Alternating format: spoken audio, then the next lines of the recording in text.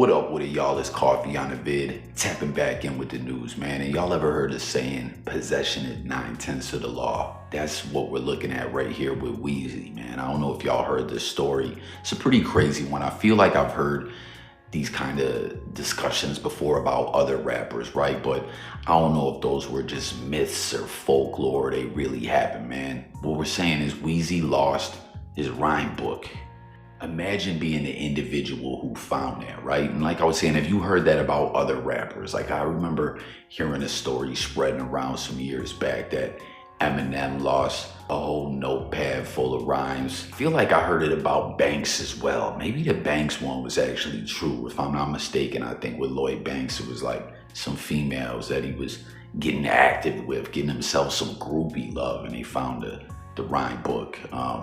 With Eminem, I'm not quite sure if it's real or not. Tap in and let me know if y'all heard those rumors or stories about other rappers and you believe it to be true or not. But when it comes to Wayne, this is actual factual for show. Wayne himself tried to take it to the legal route to get the rhyme pad back.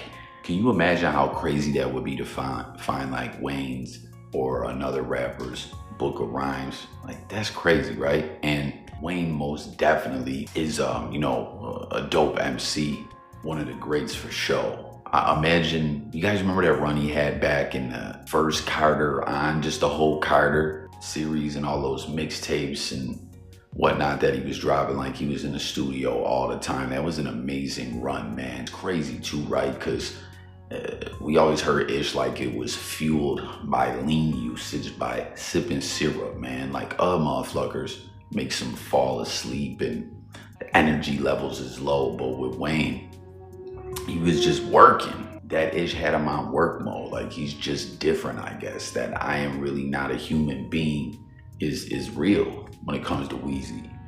But the dude that found the rhyme pad, I guess, found it in a car that he bought that used to belong to Lil Wayne. And dude brought it to some kind of company, this company, Moments in Time. This was back in 2019. And they arranged with this company to sell it. Back then, the ticket was $250,000. Wow. Like I was saying, Weezy took it to the courts and, started a suit or whatever, tried to file against this sale going down and was trying to get the rhyme pad back, demanding that he be given ownership of his materials back, right there confirming that it's his. And the individual that found it retorted by basically saying, yo, finders, keepers, losers, weepers, this ish is mine now. You're assed out, Weezy. Possession is 9/10 of the law.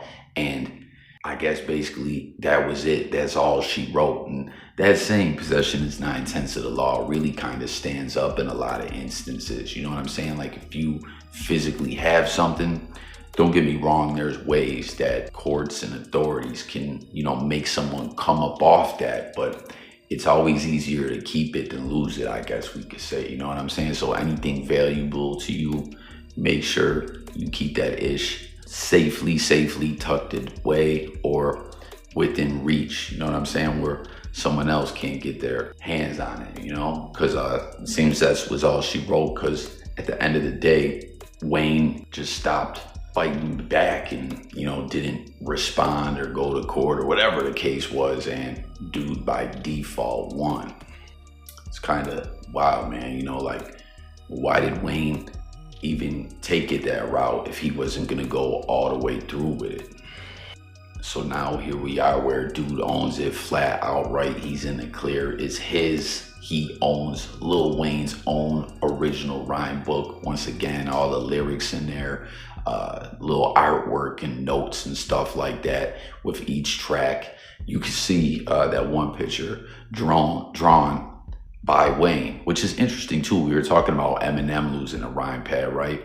Eminem is, another individual artistically inclined. Like if y'all seen that Shady Records presents the Re-Up or whatever, comment if y'all listened to that. That was a fire album. I thought it was originally just going to be a mixtape, but he was like, nah, we got to get this out there. This is like a Shady Records compilation.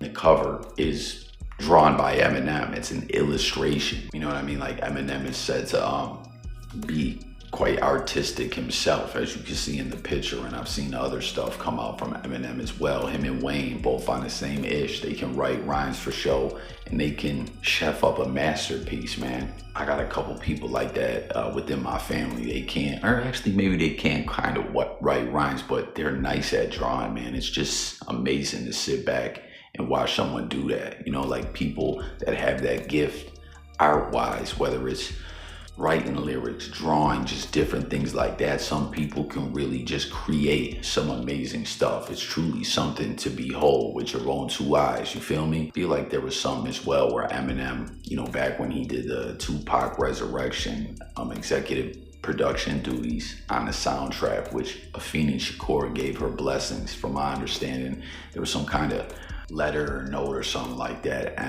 wrote to Pac's mom, and I believe there was an illustration with it as well. Tap in and comment if y'all remember that, as well as everything else we're talking about. Share your thoughts on it all. Make sure to subscribe and all that. Stay tuned for our updates. But back to Wayne's rhyme book.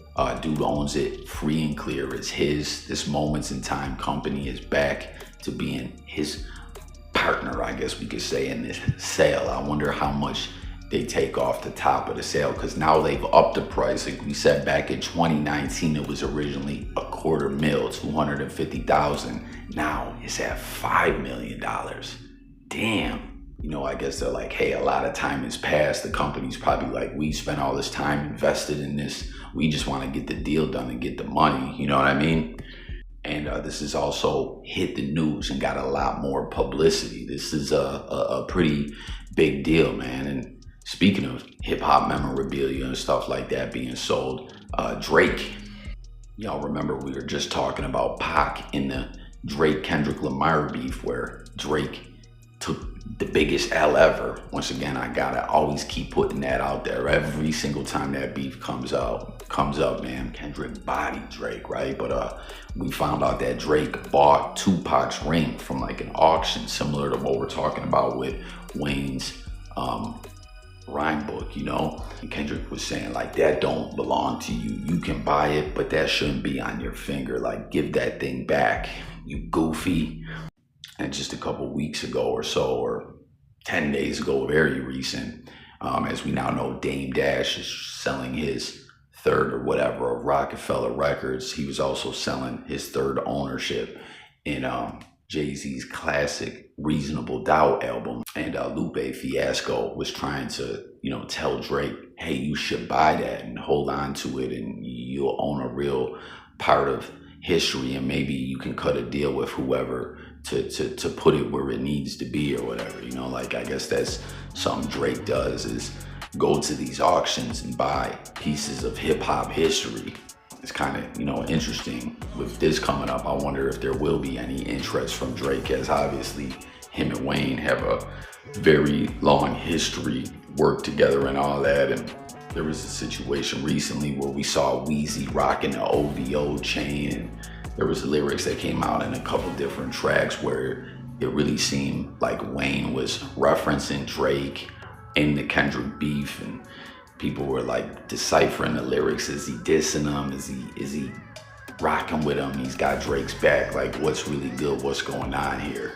But at the end of the day, I mean, Wayne could buy it back himself, but I'm sure he's got $5 million that he has the money, you know what I mean? But like, could you imagine that, buying back something that's yours outright, like literally your own bars that you put down on paper with your own personal art pieces and all that, and notes pertaining to each track, and someone found it, you try to take them to court day one, which again, I don't understand why Weezy got lazy with that. Like, what the fuck was he doing, you know?